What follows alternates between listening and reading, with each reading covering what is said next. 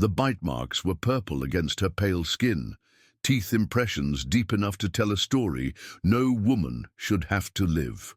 Bo West had seen plenty of violence in his 31 years tracking men across the Nebraska plains, but something about the way Ruthie held her arm, protective, ashamed, like she was the one who'd done wrong, made his steady hands shake for the first time since he was 12 years old. Lightning split the sky behind the barn, and in that brief white moment, he saw his sister's face in hers. The storm had been building all afternoon, rolling across the endless Nebraska grassland like God's own fury, and Bo West should have been 20 miles south by now, tracking the Hendricks gang through the muddy creek beds where they'd left their horses. Instead, he stood frozen outside Martha Kellerman's barn, watching a young woman named Ruthie cradle her left arm like it was made of broken glass. The bite marks were fresh, maybe 2 hours old, the kind of deep, vicious wounds that came from a man who wanted to leave his mark on something beautiful. Bo had seen plenty of violence in his years as a tracker, had pulled dead men from shallow graves and living men from deeper holes, but something about the way this girl held herself, shoulders curved inward, eyes darting toward every shadow, made his chest tighten with a familiar ache he'd spent years trying to forget. "He bit me," she said again, her voice barely audible above the wind that rattled the barn doors. The words came out flat, matter-of-fact, like she was commenting on the weather or the price of grain. Bo knew that tone. It was the same one his mother had used when she'd explained away the bruises on her throat, the same one his sister had whispered when she'd shown him the marks on her wrists before she disappeared into the night 15 years ago. It was the voice of someone who'd learned that screaming only made things worse, that tears were a luxury you couldn't afford when survival was the only game that mattered. The lightning flashed again, closer this time, and in the brief illumination, Bo could see the full extent of the damage. Not just the bite marks, but the finger-shaped bruises on her upper arm, the split lip she'd tried to hide behind her hair, the way she favored her right side like her ribs were tender. Martha Kellerman had found her wandering the road 3 miles east, half-dressed and delirious with fear, babbling about a man named Cutter who'd taken her from the stagecoach station in Broken Bow. Bo had been watering his horse at Martha's well when the old woman had brought Ruthie inside, and he'd planned to tip his hat and ride on. Other people's troubles weren't his business unless someone was paying him to make them his business. But then Ruthie had looked at him with those wide, dark eyes, and something in her gaze had reached right through his carefully constructed walls and grabbed hold of something he'd thought was dead and buried.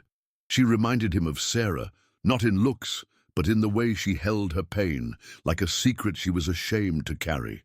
Sarah, who'd been 17 when she'd vanished, leaving only a note that said she was sorry and a bloodstain on her bedroom floor that their father had made Bo scrub clean before the sheriff arrived. The wind picked up, sending dust devils spinning across the yard, and Bo found himself stepping closer to the barn door, his hand instinctively moving to the Colt at his hip. He'd been tracking men for 12 years, ever since he'd turned 19 and realized he had a talent for reading sign and a stomach for the kind of work that kept most folks awake at night. He'd brought in rustlers and murderers, claim jumpers and road agents, and he'd never once let his personal feelings interfere with the job. But standing here, watching Ruthie flinch every time the thunder rolled overhead, he felt something shifting inside him, something dangerous and unpredictable. The bite marks on her arm weren't just wounds. They were a message, a brand, the kind of signature a certain type of man left when he wanted to make sure his victim never forgot who owned her. Bo had seen marks like that before, on women in saloons and brothels, on the bodies they pulled from rivers and ravines, and every time he'd felt the same cold rage building in his chest. "Where is he now?" Bo asked, his voice coming out rougher than he'd intended. Ruthie's head snapped up, and for a moment he saw something flicker in her eyes. Hope, maybe, or just the desperate wish that someone, anyone, might actually give a damn about what had happened to her. She glanced toward the road, then back at him, and he could see her weighing her words, trying to decide if he was the kind of man who would help or the kind who would make things worse. The lightning illuminated her face again, and Bo saw that she was younger than he'd first thought, maybe 24 or 25, with the kind of delicate features that would have made her a target for men like Cutter, even if she'd been dressed in sackcloth and ashes. Her dark hair was tangled with burrs and prairie grass, her dress torn at the shoulder, and there was a wildness in her eyes that spoke of hours spent running through the darkness, looking over her shoulder for the sound of hoofbeats. "He's coming," she whispered, and the words hit Bo like a physical blow. "He said he'd find me no matter where I ran. Said he'd make me pay for what I did to him." She touched her throat unconsciously, and Bo saw the faint marks there too, thumbprints on either side of her windpipe. The rage that had been building in his chest suddenly crystallized into something sharp and focused, something that made his hands stop trembling and his vision narrow to a single burning point.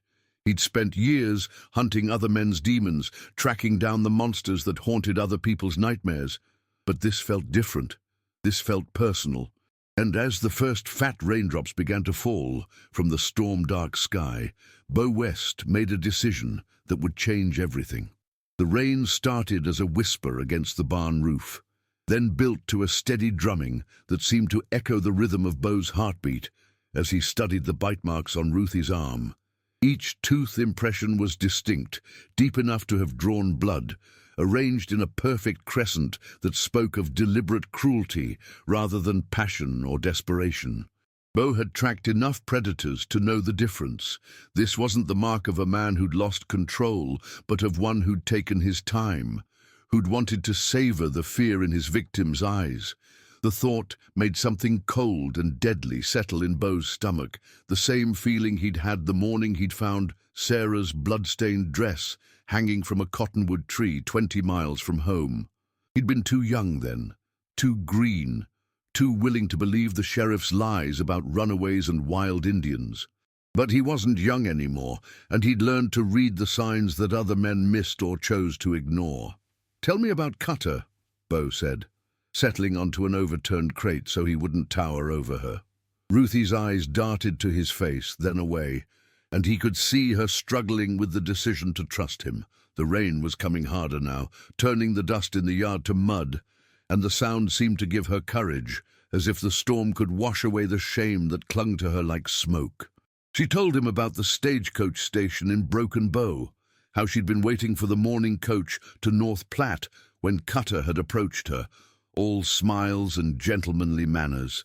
He'd offered to buy her breakfast, said he was heading the same direction, and she'd been fool enough to believe that a well-dressed man with soft hands and a gold watch chain couldn't possibly mean her harm.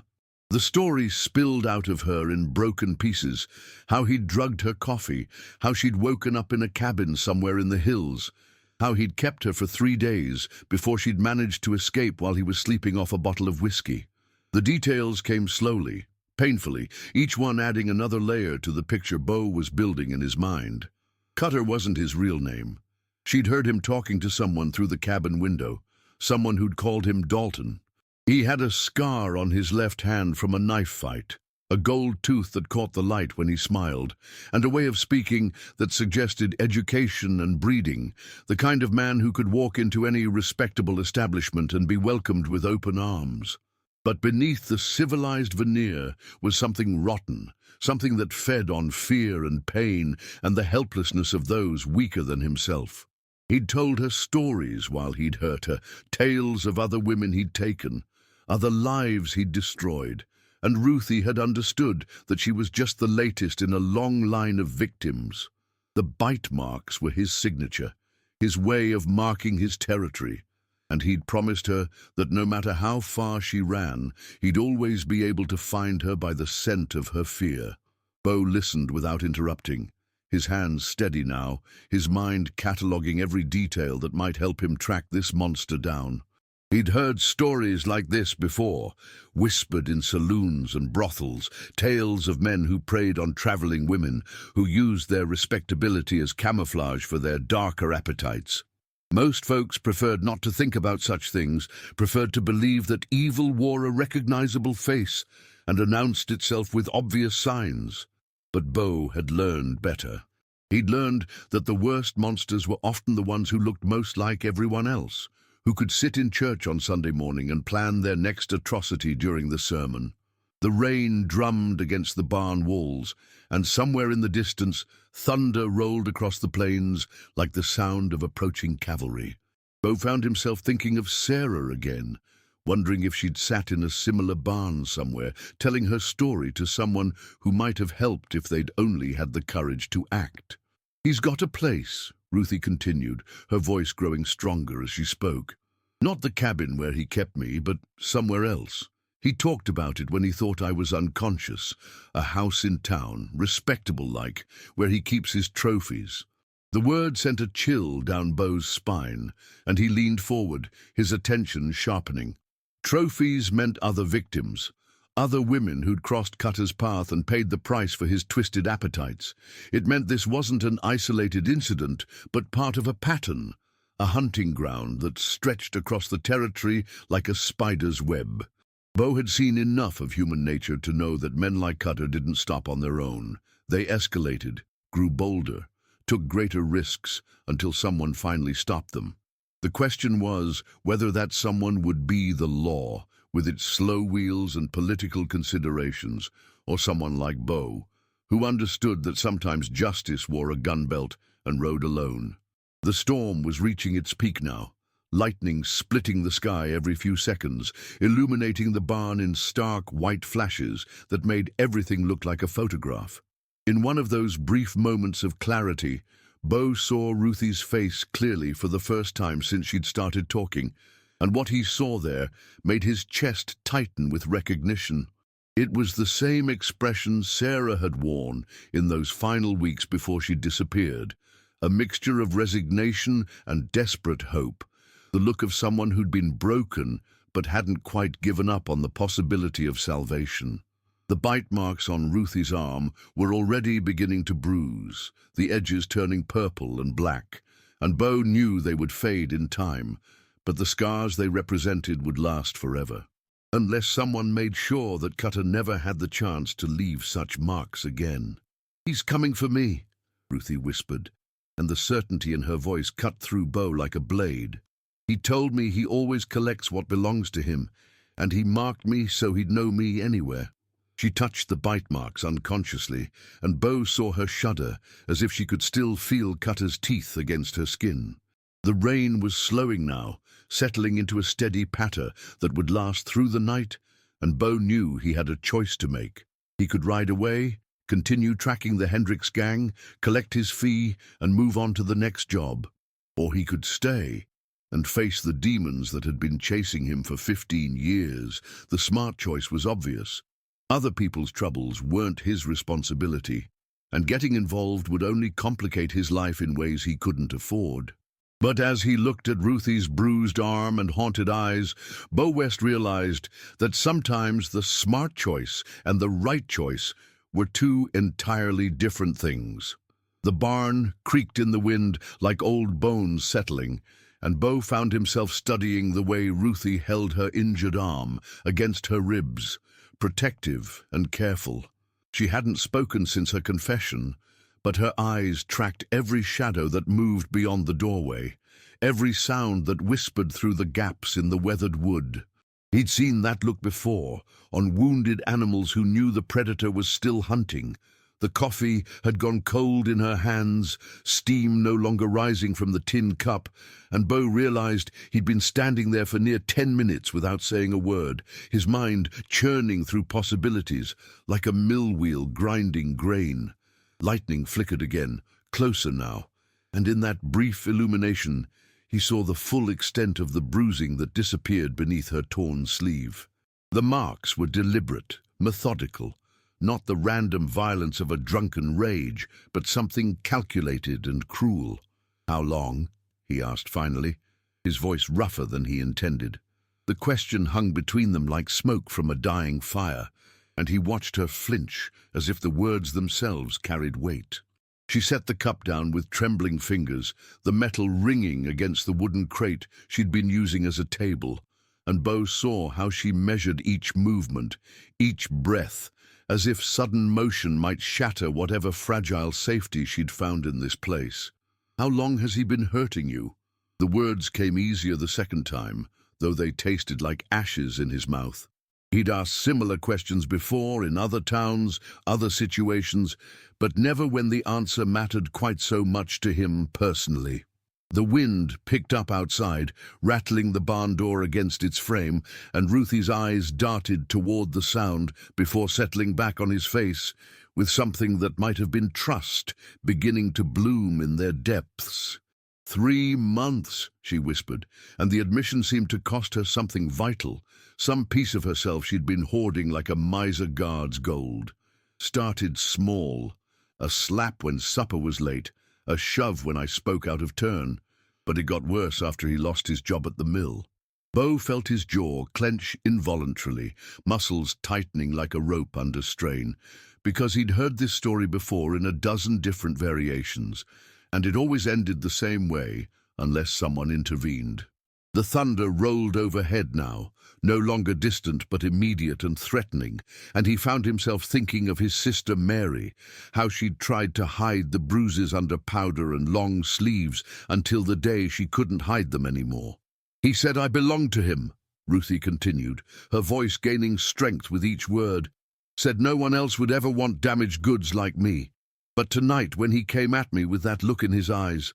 She trailed off, but Bo could fill in the rest, had seen enough violence to know where that particular road led. The silence stretched between them again, but this time it felt different, not empty, but full of unspoken understanding. Bo moved closer, his boots scraping against the hay-strewn floor, and knelt down so they were at eye level, so she wouldn't have to crane her neck to look at him. "What's his name?" The question came out flat and cold, carrying the weight of decision already made, and he saw recognition flicker in her eyes. She knew what he was asking, what he was offering. Her lips parted as if to speak, then closed again, and he could see the war playing out across her features, fear battling against hope, resignation wrestling with the possibility of freedom. "Ruthie," he said softly, using her name like a key to unlock whatever door she'd built around her heart. "What's his name?" The lightning flashed again, illuminating the barn in stark black and white. And in that moment, she looked like something carved from marble, beautiful and broken and impossibly strong. "Jake Morrison," she breathed, and the name fell between them like a stone dropped into still water, sending ripples through the air that Bo could almost see. He knew the name, had heard it spoken in the saloons and general stores, always with a certain wariness that came from dealing with a man who had a reputation for settling disputes with his fists. Morrison worked, or had worked, at the lumber mill on the edge of town, a big man with hands like ham hocks and a temper that burned hot and fast. Bo had never had cause to cross paths with him directly, but he'd seen the type before, men who mistook size for strength and cruelty for power, who took their failures out on anyone smaller and weaker than themselves. "He'll come looking," Ruthie added, her voice barely audible above the storm.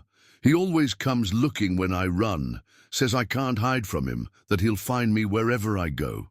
The fear in her voice was real and immediate, but underneath it Bo heard something else, a thread of steel that suggested she was stronger than she knew, stronger than Morrison had allowed her to believe. Bo stood slowly, his decision crystallizing like ice forming on a winter pond, clear and hard and unbreakable. He'd spent years tracking men across hostile territory, had faced down killers and thieves and worse, but he'd never felt the cold certainty that filled him now, the absolute knowledge that some lines couldn't be crossed without consequences. "He won't find you," he said, and the words carried the weight of a promise, a vow made not just to her, but to every woman who'd ever suffered at the hands of a man who confused love with ownership.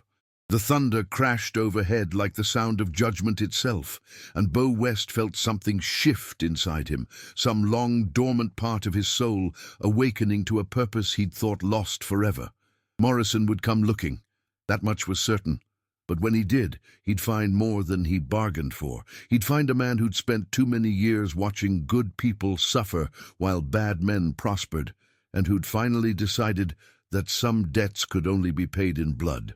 The storm broke just after midnight, rain hammering against the barn roof like bullets fired from heaven, and Bo found himself grateful for the noise that would mask any sounds they might make. Ruthie had finally fallen asleep, curled up on a pile of horse blankets in the corner, her breathing shallow but steady, one hand still pressed protectively against her injured arm, even in sleep. He'd given her his coat to use as a pillow, and now he sat with his back against the wall, Winchester across his knees, watching the door and listening to the night sounds beyond the storm.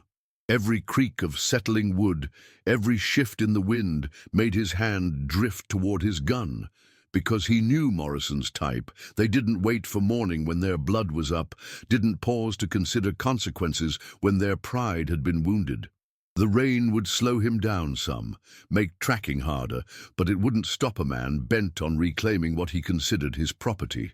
Bo's mind drifted to the conversation he'd had with Sheriff Coleman 3 months back, when the lawman had mentioned complaints about domestic disturbances on the south side of town.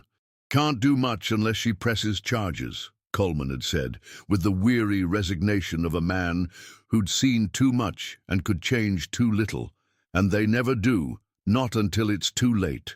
The sheriff was a good man, honest and fair, but he was bound by laws that seemed designed to protect the wrong people, to give men like Morrison room to operate while their victims suffered in silence. Bo had nodded and changed the subject then, filed the information away like he did most things that weren't his immediate concern, but now he wished he'd pressed harder, asked more questions, maybe prevented this whole situation from escalating to where it had. The regret sat heavy in his chest, mixing with the anger that had been building since he'd first seen those bruises on Ruthie's arm. A sound outside made him tense, something that didn't quite fit the rhythm of the storm, the soft whinny of a horse, quickly muffled. Bo eased to his feet, moving with the careful silence of a man who'd spent years hunting and being hunted, and made his way to the small window that faced the main road.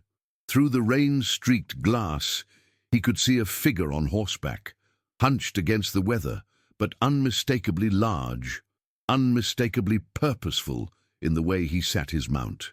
Morrison had come calling just as Ruthie had predicted, and Bo felt a familiar coldness settle over him, the same detached calm that had served him well in a dozen dangerous situations. He checked his weapons, the Winchester, the Colt at his hip, the knife in his boot, and found comfort in their familiar weight, their promise of swift resolution to problems that couldn't be solved with words. Behind him, Ruthie stirred in her sleep, making a small sound of distress that cut through him like a blade.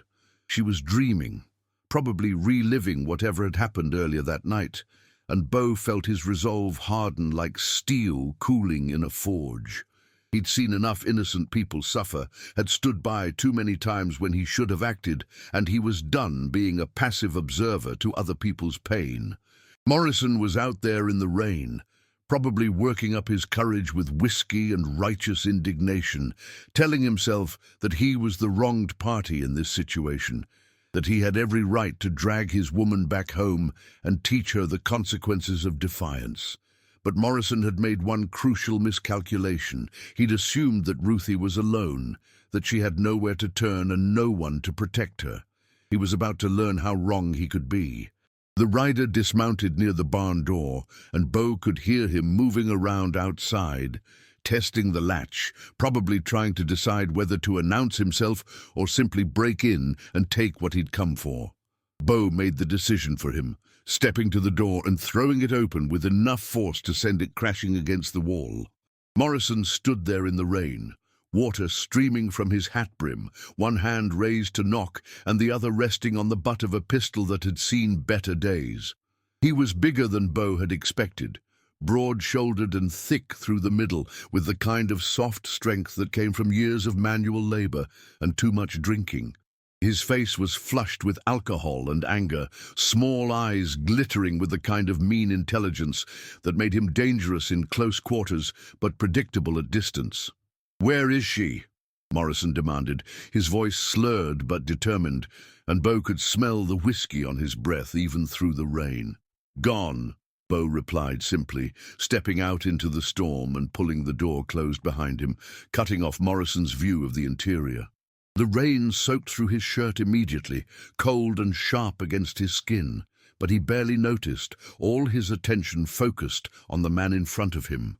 Morrison's hand tightened on his gun, but he didn't draw, not yet, though Bo could see the calculation in his eyes, the weighing of odds and consequences. "She ain't your concern, stranger," Morrison said, trying to inject authority into his voice. "This is between me and my woman, and I'd advise you to step aside before you get hurt." The threat was delivered with the casual confidence of a man accustomed to intimidating others, but Bo had faced down Apache war chiefs and Mexican bandits, and Jake Morrison didn't even register on that scale.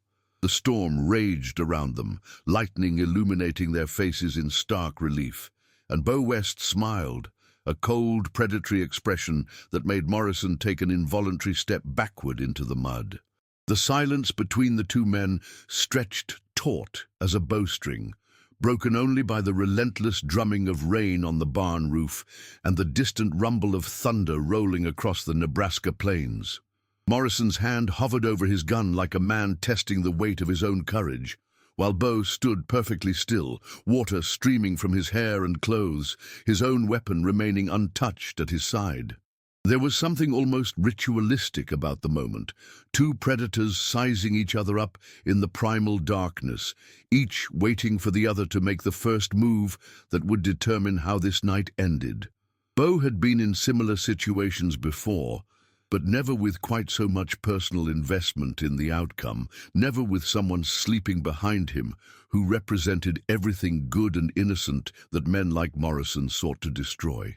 The rain intensified, turning the ground beneath their feet into a treacherous mix of mud and standing water, and Bo found himself thinking that it was fitting somehow that this confrontation should take place in the storm, with the very heavens bearing witness to what was about to unfold. "You don't know what you're interfering with," Morrison said, his voice carrying a note of desperation beneath the bluster, and Bo realized that the man was more afraid than angry, more cornered animal than confident predator. "She's my wife, legal and proper, and what happens between us ain't no business of yours." The words came out in a rush, as if Morrison thought he could justify his actions through sheer volume, could make his cruelty seem reasonable if he just explained it properly. But Bo had heard similar justifications before, from other men in other places, and they all sounded the same, the whining of bullies who'd been called to account for their actions. "She belongs to me," Morrison continued, taking a step forward that brought him within arm's reach.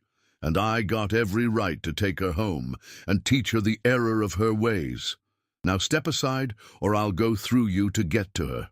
The threat was delivered with more conviction this time, but Bo could see the uncertainty in Morrison's eyes, the growing realization that this wasn't going to be as simple as he'd expected. Bo moved then, not toward his gun, but toward Morrison himself, closing the distance between them in two quick strides that caught the bigger man off guard. His hand shot out and clamped around Morrison's wrist before the man could clear leather, fingers digging into pressure points that sent waves of pain shooting up Morrison's arm. "She's not your wife," Bo said quietly, his voice barely audible above the storm, but carrying absolute conviction. "And she's not your property. She's a human being who deserves better than what you've been giving her." Morrison tried to pull away, but Bo's grip was like iron, unbreakable and unforgiving, and the man's face contorted with pain and frustration. "You don't understand," Morrison gasped. "She needs me, needs someone to keep her in line, to show her right from wrong. Without me, she's nothing, just another lost soul wandering the prairie with nowhere to go." The words revealed more about Morrison's character than he probably intended. showing the twisted logic that allowed him to justify his abuse as protection, his cruelty as love. The lightning flashed again, illuminating both men in stark detail, and in that moment, Bo saw something in Morrison's face that made his blood run cold. Not just anger or desperation, but genuine confusion, as if the man truly couldn't understand why anyone would object to his treatment of Ruthie. It was the look of someone so fundamentally broken that they'd lost the ability to distinguish between love and possession, between protection and control. "She ran from you," Bo said, tightening his grip until Morrison winced. "That should tell you everything you need to know about what she thinks of your protection." Morrison's free hand swung toward Bo's face, a clumsy haymaker that telegraphed itself from miles away, and Bo caught it easily, now holding both of the man's wrists in a grip that made Morrison's knees buckle. "Please," Morrison whispered, and for a moment he sounded almost human, almost worthy of pity. "She's all I got left. The job's gone, the money's gone, but she's still mine. You can't take her away from me too."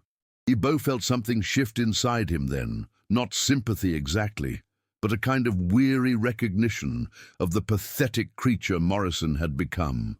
Here was a man who'd lost everything that mattered, and had decided that the solution was to hold tighter to what remained, to squeeze harder until either his grip succeeded or his hands broke from the strain. It was a tragedy in its way, but it was also a choice. Morrison had chosen to respond to his losses by inflicting pain on someone weaker, had chosen to build his sense of worth on someone else's suffering. "She was never yours to begin with," Bo said, releasing Morrison's wrists and stepping back, his hand now resting casually on his gun butt. "And she never will be. You can ride away now and start over somewhere else, or you can make this harder than it needs to be. But either way, you're not taking her back." Morrison rubbed his wrists, staring at Bo with a mixture of hatred and disbelief, and Bo could see the man's mind working, calculating odds, considering options, trying to find some way to salvage his pride from this situation. The decision, when it came, was written across Morrison's face like words on a page. The sudden hardening of his features, the shift in his stance, the way his hand dropped toward his gun with the desperate speed of a man who'd run out of alternatives. Bo's own draw was smooth and practiced, the Colt clearing leather and leveling on Morrison's chest before the other man's weapon had even cleared its holster, and in that frozen moment between intention and action, Bo saw Morrison's eyes widen with the realization that he'd badly misjudged his opponent. "Don't," Bo said simply, but Morrison was already committed, already past the point where words could change anything, and his gun continued its upward arc with the inevitability of a falling stone. The thunder crashed overhead at the exact moment Bo's finger tightened on the trigger, the sound of the gunshot lost in the greater roar of the storm, and Jake Morrison crumpled to the muddy ground like a marionette whose strings had been cut, his unfired weapon splashing into a puddle beside his outstretched hand.